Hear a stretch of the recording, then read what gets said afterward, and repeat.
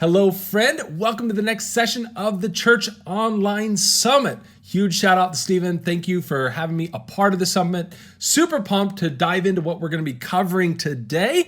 We're going to be looking at 7 game changers for your church.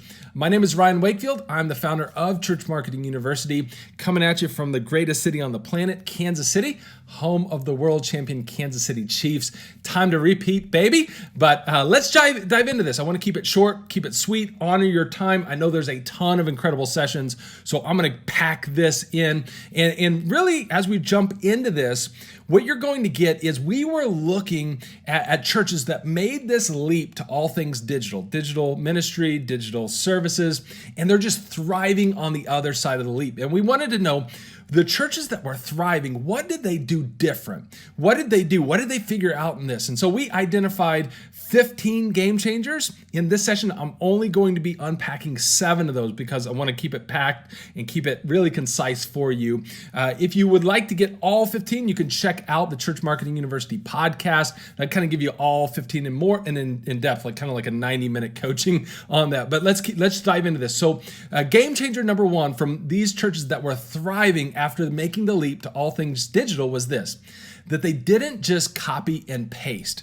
What do I mean by that? They didn't just say, okay, we can't have service, so we're going to take what we do in an in-person gathering and just paste it over into digital. They realized, man, if the medium, the communication channel, the setting, the audience, everything about how we do church and what our audience is experiencing has totally changed, we can't just expect the copy and paste approach to work. So they didn't do that. They said, okay, now we know the audience is different. They're not in large auditoriums anymore. They're in living rooms. And so they're experiencing this different. They're experiencing content different. They're interacting different. Their environment is different. So now we've got to go back to the drawing board and say, okay, what is the best way to lead people into worship in living rooms versus large auditoriums? So the mission is still the same. The vision is still the same. We're still trying to make disciples of people, but everything else around that has changed. So the churches that are thriving, they didn't start by just, let's just take our in-person large auditorium, stage-driven experience and try to just paste that over into digital. The second game changer was this. The churches, and it's very similar to number 1, kind of an overflow, is they leaned in to what makes digital great. So they didn't copy and paste.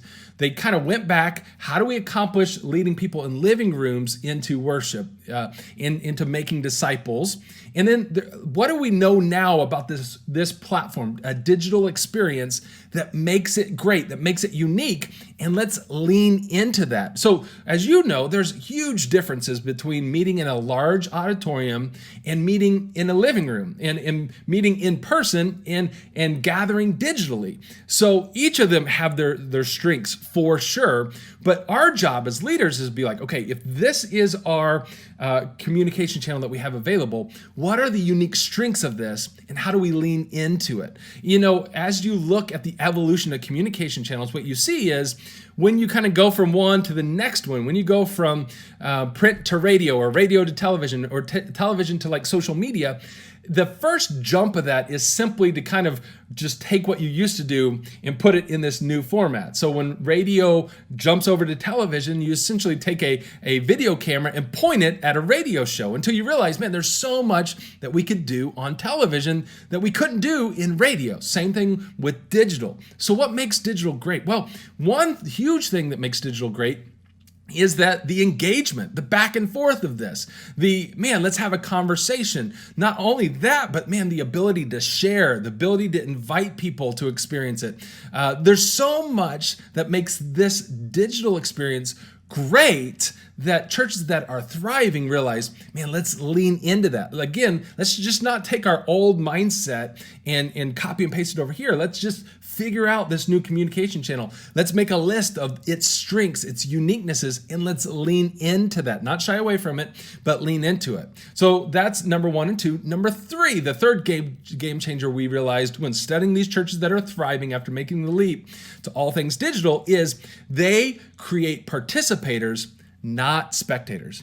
You see, church was never designed to be content that people binge put on by a few people. Rather, church is a community that we belong to. It's an experience that we all gather together and create this worship gathering together. So if your church has gone down the road of, man, we're just creating content from a few people, and then we want the congregation to just be a spectator. We watch church. If you're saying, hey, come watch church, we've missed the mark. So churches that made this leap and are thriving realize, man, we can't create spectators. We have to create participators. Church is a participating sport. Okay, so they've done some things that along the way, they're calling their audience to engage. They're getting feedback. They're doing church in such a way that it takes everybody being involved. And if you've gone down the spectator road, man, you could be in a danger of totally missing the point of this church thing. Again, people in our communities don't need more content to binge. They don't need another show. They've got Netflix and Hulu and Disney Plus. They have plenty of content to binge, and that content's not going to change the world. Our communities are what's going to change the world, and that worship gathering together. And so you need to think, okay, are we, with this digital format, creating disciples? Are we creating an experience that requires participation, or are we just putting more content out there for people to consume? If you're putting consumable content where it doesn't take engagement, doesn't take like commenting and actually stepping up and being engaged, then what you're running the risk of is people pull up your church service on a device, they set it where they can hear it, and then they set church down, they listen, then they pull out a second device and they engage elsewhere in some sort of conversation. That is the danger that we're running if we're not careful. Church was never designed to be something that people can set down. Church is an experience. We all need everybody participating. So be careful that you're not creating spectators, but you're calling people to engagement. If you do that, and if you make kind of all your decisions about the content that you create, how you design your experiences, how you approach it, you will find, man, if we can create participators, everything else becomes so much easier. If you're saying, hey, how do we get people to give online? Well, spectators typically don't give online. How do we get people into community? How do we get people to take their next steps? How do we get people to come visit when we can add in-person gatherings? Again, participators take action. Spectators don't do much. So if you're wanting all the action, make sure that your philosophy of digital ministry isn't creating spectators. Number 4 is this. They understand that very similar, you can see how these kind of all flow together. They understand that church is designed to be a community, not a show. Church is designed to be a community, not a show. Our communities don't need one more show. And so they realize, even if you're having an experience or a service on the weekend, one of our major goals is to get people to move from that experience, from that digital content, into engagement and into a digital community. That could be a digital small group. That could be a Facebook group for the church, which I'm a big fan of. But the whole goal of this is to bring people into a community, not just to put on a show. So again, if we're saying, okay, we're so used to our 1 hour weekend service that now we've moved that service to putting on a show, and that's what we're calling church, we're missing the mark. We've got to realize that church is a community. Church is making disciples. Church are people going on this journey together, not just a show on the weekend. So a part of this will hopefully bring health to your church. So if you can go back to the basics and be like, man, have we put too much focus on just a show, even when we do in-person gatherings? And even I feel like a lot of churches made the mistake as, man, we put on a show, and even before this whole leap we all had to make, what our digital or our online stream was just pointing a camera at the show. and I think there's a lot of opportunity to now go back and realize, okay, it's not about a show. It's about going on this journey every day of the week, about this faith-filled discipleship journey of finding and following Jesus and inviting other people along. And yes, we have these gatherings together. And yes, they could be cool. They could be lights. It could be smoke machines. Like, I love that. Music, awesome. But it's not just all about that. It's more about inviting people to be a part of a community, this journey that we're going on together, this grand God-sized faith-filled adventure to see God's kingdom expand on this earth. So that's number 4. It's understand that they understood that church is not designed to be a show. It's designed to be a community. Number 5, churches that are thriving and made this leap, they realize, man, we've got to get our leaders leading the way. So churches that are thriving in this new digital whole world and digital online services have their leaders leading the way. Again, it's all flowing out that if your church is like, man, we have a worship team, we have a communicator, we have 1 or 2 production people, and that is our church. That's like our leaders. The church is now something that's put on by a few select people. We've missed the mark. So we have to go back and say, okay, our church has an incredible opportunity right now. Probably the greatest opportunity we've had in the history of the church to invite our community to church. Literally, our entire community is 1 second away from going from their couch to church. So now is not the time for everybody to take an 8-week sabbatical. Now is the time for everybody to engage. So we've got the same mission, the same vision. It's just going to look different right now.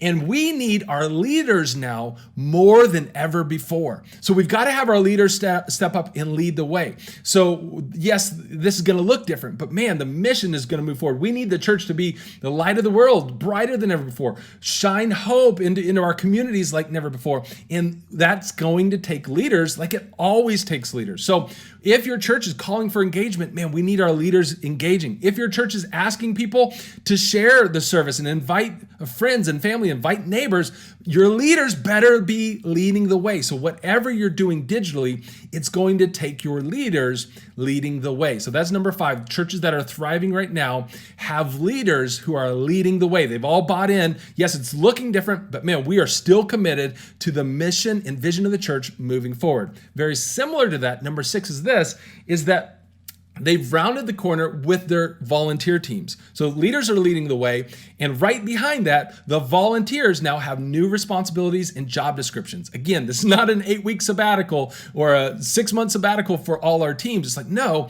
man, if you were on a team before, we need leaders, we need volunteers more than ever before right now. We've got to be, the local church is now needed more than ever before, which means our leaders and our volunteers are needed more than ever before. So churches that are thriving went back to the drawing board. It was like, okay, what do we need volunteers doing right now? We got to cast fresh vision to them. We've got to get them on board. We got to get them rallied. We got to get them rostered. We got to get them to understand their new role, and we've got to get them taking action, because again, the church is not a show put on by a few. It's a community that we all gather together, belong to, and help create by giving our part, our giftings back to the body and help.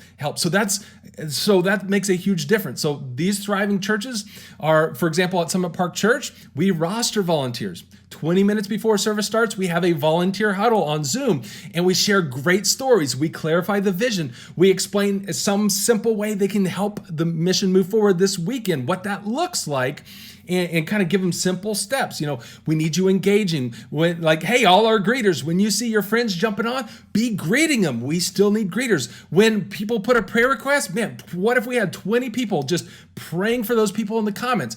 As soon as we jump off here, like as soon as we finish praying and service is starting, what if we had all 20 of us that are huddled together right here go share the service? Not just share it, but make it personal. Go share it in your small groups Facebook group. Go share it on your personal timeline and ask people, invite your community, invite your friends, make it personal to you. Why are you excited to worship? And volunteers now are taking ownership, and they're commenting, they're engaging, they're leading the way, they're greeting people, they're praying for people, they're following up with people, they're excited when new people show up and inviting them to their digital small groups. So churches that are thriving have rounded this corner. Leaders are leading the way, and their volunteers are now, they're rostered, they understand the mission, they're celebrating it. And again, when people understand the mission is moving forward, the vision is moving forward, now maybe bigger than ever before, guess what comes a lot easier behind that?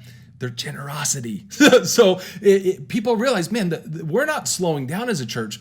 This thing is accelerating. They need me. They need my giftings. They need my involvement. They need my engagement. They need my finances, my generosity, my prayers now more than ever before. The church and our community does. So now's the time to step up, not take a sabbatical. So that's number 6. And man, I wish I could keep going. Again, if you want to check out all 15, check out the podcast. We've got some articles and stuff that break it down that help your team kind of round this corner, because it makes a world of difference when you're able to implement these game changers at your church. We even do a fun thing called the 500 comment challenge. So even if you're a church of 50, we say, hey, take this challenge. Try to get at the end of your digital weekend services where you have 500 comments. I know that may sound a lot, but you can do it, and we'll even show you how to do it. So we're doing some fun stuff like that to help kind of your team approach this differently if you've kind of been in the content trap. So number 7 is that churches that are thriving right now are innovating how they do church and how they get people connected. Churches that are thriving right now are innovating how they do church and how they get people connected. They realize, going back to even number 1, is how their systems and processes were designed for in-person gatherings aren't perfect for this new channel of communication. So if you're in person, I love, for example, text message, like texting keywords in or having new people text. I think it's super convenient. I love text messaging. I love tools like Text in Church. I think text messaging is the most effective form of communication on our planet today. But right now they realize, man, where we did a ton of texting in a weekend service when people were in person, maybe that's not the smartest approach for a digital service. Maybe it is, maybe it's not. Do we need to go back to the drawing board and reinvent this process? So, for example, the danger might be if everybody's attending on their phone and you've got a new person, maybe you've got 10 new people watching on their phone, and you say, okay, if you're new here, text this to this number, and now you just basically said, hey, everybody, if you're new here, we need you to leave service. Okay, so maybe there's a ways to work around it, but just don't copy and paste those systems. You might need to innovate. You might need to say, hey, if you're new here, we just pinned a comment, like that comment, and our team will be following up with you. Or if you're new here, just give us a thumbs up emoji. Like they're innovating new ways to make it very easy, very simple, and very kind of native to the platform for all their systems and processes. Another great way of this is like, man, a lot of churches that are struggling might be like, man, we haven't got people to fill out our Connect cards. We used to have a lot more Connect cards, and now we feel like we've got all these new people, but we can't get them to let us know who they are. So, I mean, we've tried everything. We're giving away, Starbucks gift cards. We're giving away Right Now Media. Like we're doing all sorts, calling them for engagement, getting them to like the page and comment and react so we can follow up with them. So sometimes it takes innovating and experimenting. What works, what doesn't work. One of my favorite strategies is inviting people. So leverage your weekend experiences and invite people to a closed church-wide Facebook group. And we have a whole episode on this in terms of the 500 comments. We touch on this, the 500 comment challenge. But man, if you can get people commenting and engaging, and then you can follow up after service with a message, because if people leave a comment, man, you can message them right there from their comment. Invite them over to your Facebook community and set that up as a closed Facebook group. So when people go to get in, and give them good reasons to get in, be like, man, our church is a family, we're a community. So all throughout the week, we're doing devotionals and we're resourcing parents, and we've got some really cool fun stuff. We're doing trivia in there. So be sure you're getting in our Facebook community. Again, you can even message people and say, hey, we'd love to have you in our Facebook group. So now it's a very easy, native, platform specific. And when they go to request to get in, Facebook will even allow you to ask them 3 questions as a stepping point to get them into your group. And guess what? These 3 questions are your new Connect card. So you're going to get their name off their profile. Then you're going to ask them, hey, what's your best email and your mobile number so we can connect during the week? You're going to ask them, how long have you been going to church? And you're going to ask them, is there any way we can pray for you? Now that's your Connect card. And based on that information, you can put them in the database. If they say, hey, I'm new here, man, you can put them all in your new here follow-up process at that point. If they've been coming for a long time, you can adjust accordingly. And then that ministry opportunity, how can we pray for you? So now that fires off your community care, your pastoral care. That's your new Connect card without saying, hey, we need you to fill out a Connect card. No, give them an exciting reason, a compelling reason to get into your social community, and then use the tools that are native to now get to know them, have a ministry opportunity. Now they're in your group, you have their email, you have their phone number, you know that they're new, so you're following up, and you have a way to minister to them. You have a way to pray for them and follow up with them. And you can use all those to invite invite them to the next digital service. And then guess what? You can use all of those channels of communication when you're able to meet in person to invite them to come experience the room. So there you go, 7 game changers from thriving churches who have made the leap to all things digital. I pray that these have been a blessing. If you implement these in your church, my prayer is, man, it gives you a huge way to accelerate the amount of disciples being made. Let's work together to pack heaven out. If there's any way that we can be a blessing to you through Church Marketing University, please reach out. If you want to jump into the conversation, we run a Facebook group called the Church Marketers Group. Love to have you in there. That's where we go deeper and have conversations, get feedback, get ideas, celebrate success, share stories, and share ideas. So thanks so much. Enjoy the rest of the Church Online Summit. God bless.